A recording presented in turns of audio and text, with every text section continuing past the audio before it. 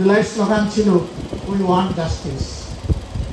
আমরা বৈষম্য চাই না, আমরা ন্যায় বিচার চাই। ন্যায় বিচারের জন্য বিচার বিভাগটা স্বাধীন হবে।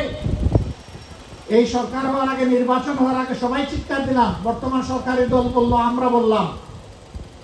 এখন নির্বাচন হয়েছে, এখন আর সরকারি দল স্বাধীন বিচার বিভাগ চায় না, স্বাধীন দুর্নীতি দমন কমিশন চায় না, স্বাধীন মানবাধিকার কমিশন চায় না, শক্তিশালী গুম কমিশন চায় না, স্বাধীন নির্বাচন কমিশন চায় না। আগের ফেসিবাদীর আলোকেই তারা সবকিছু রাখতে চায়। এই জন্যই তারা গণভোটের গণরায় মানতে চান না। আমরা পরিষ্কার বলে দিচ্ছি, এর রায় বাস্তবায়ন বাংলার জমিনে হবে ইনশাআল্লাহ। জনগণকে অপমান করার সুযোগ কাউকে দেওয়া হবে না। দাবি যদি সংসদে আদায় হয় আলহামদুলিল্লাহ, যদি না হয় তাহলে রাজপথে লড়াই করে, আন্দোলন করে সেই দাবি আদায়ে বাধ্য করা হবে। কোনো ছাড় নাই, এক সুতাও ছাড় নাই, কোনো ধানাই পানাই মানব না। অনেক লোক টোপ আমাদেরকে দেওয়া হয়েছে, সবগুলো আমরা ঘৃণা করে প্রত্যাখ্যান করেছি। এখন অনেকেই বিভিন্ন ধরনের কথা বলেন স্বৈরশাসকের ভাষা, তাদের চেলা চামুন্ডরা কথা বলে, বট বাহিনীরা মানুষের ইজ্জত নিয়ে খেলা করে। আবার সেই ফেসিবাদ। বিশ্ববিদ্যালয়গুলোতে আর গণরুম হবে না বন্ধুগণ, এই সুযোগ আর দেওয়া হবে না।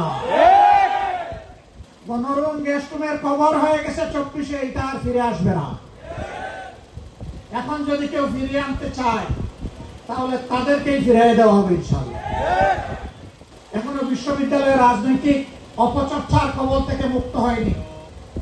রাজনৈতিক বিবেচনায় অনেক জায়গায় অনেক কিছু করা হচ্ছে। আমরা চুপচাপ আছি মনে করবেন না, আমরা ঘুমিয়ে গেছি।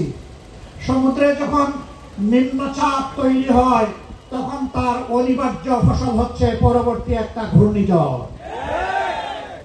আবারও কথা দিতে আসছে, জনগণের স্বার্থের সাথে কোনো আপোষ হবে না, কোনো অপশক্তির কাছে মাথাও নত করা হবে না। এটা দেশীয়, আঞ্চলিক, আন্তর্জাতিক যাই হোক,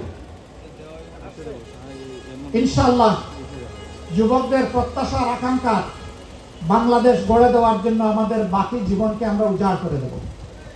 আবার যুবক হয়ে লড়াইও করব যুবকদের সাথে ইনশাআল্লাহ। যুবকদের হাত ধরে, যুবকদের সাথে থেকে, যুবকদের সম্মুখভাগে থেকে মুক্তির আন্দোলন চলবে ইনশাআল্লাহ। এই আন্দোলন কেউ বন্ধ করতে পারবে না।